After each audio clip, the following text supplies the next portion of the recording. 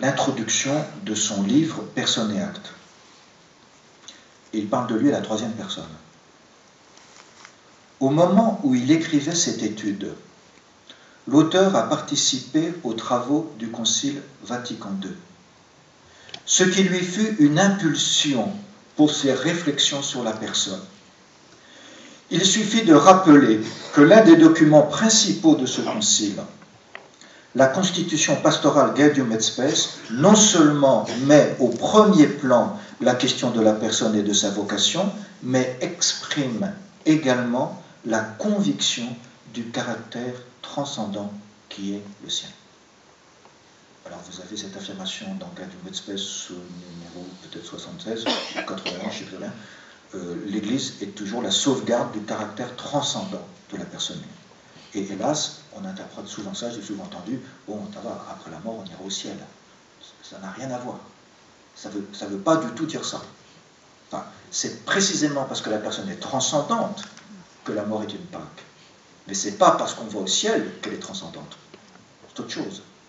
Vous voyez bien le raisonnement. Elle n'est pas transcendante parce qu'il y aurait quelque chose d'autre après la mort et que seuls les cathos sauraient, ou les chrétiens, et donc on est supérieur aux autres. Non.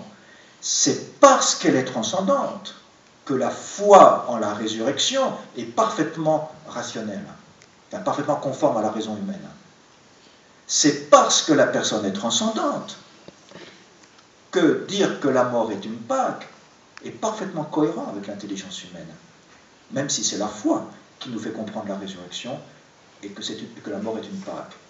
Mais je ne vois pas comment la foi serait incohérente avec la raison humaine. C'est pas possible.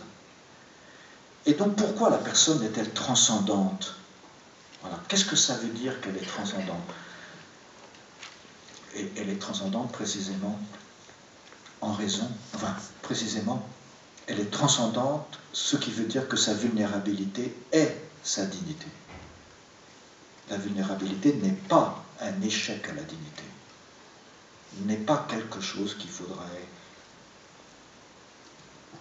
cerner quelque part par de la solidarité, par un beau paternalisme, parce que dans le fond, mais enfin c'est quand même un petit peu inférieur à la dignité. C'est des pauvres gens, quoi. Non, c'est l'inverse.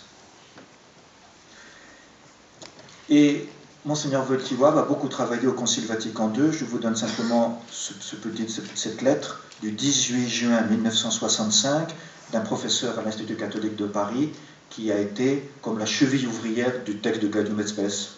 Il y a une cheville ouvrière qui prend tous les amendements. Il y avait tellement d'amendements qu'un des rédacteurs est mort au travail. Je ne crois pas qu'on puisse imaginer le travail au Concile Vatican II. Et tant qu'on n'est pas rentré dans ce travail, il faut aller doucement pour lire les textes. Voilà, ça demande beaucoup de... Doucement, au sens, il faut lire chaque phrase, quoi. Vous savez, quand il y a des textes qui supportent 12 000 amendements, ça demande de la modestie pour les lire, quoi.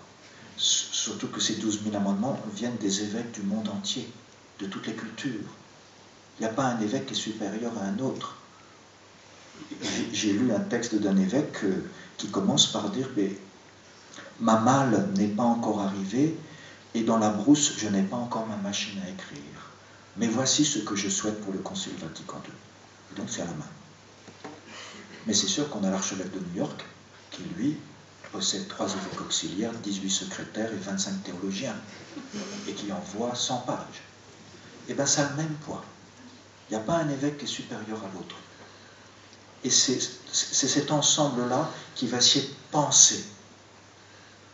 Et ce père Ottman, qui est la cheville ouvrière, qui tient tous les amendements pour les corriger, les proposer aux commissions diverses et variées, de telle manière que ça va proposer à Paul VI qui décide que c'est présenté aux évêques, enfin je passe, écrit à Monseigneur Wojtyła. Merci encore, cher Monseigneur, pour toutes vos bontés. Le schéma actuel vous doit beaucoup, plus que vous ne pensez. Et il est devenu cardinal, Wojtyła, et il va présenter les textes du Concile à son pays communiste en 1967. Ce n'est pas une petite affaire d'éditer les textes du Concile Vatican II dans un pays communiste. J'ai vu des pays où on a le droit de les éditer, mais sans les notes. Donc il y a les possibilités de publier les textes, on a supprimé toutes les notes. Voilà. le gouvernement communiste empêchait le plus possible qu'on puisse lire ces textes. Et voici ce qu'il écrit. La personne humaine apparaît non seulement comme un sujet, mais surtout comme une valeur objective, spécifique, selon laquelle il faut former le comportement dans les différents domaines et profils de la vie du monde de ce temps. Si en notre temps, nous sommes témoins de la naissance de la morale et avec elle d'une éthique qui devrait porter le qualificatif de personnaliste, c'est parce que les documents de Vatican II mentionnés ci-dessus se trouvent sûrement aux origines d'une telle éthique et d'une telle morale.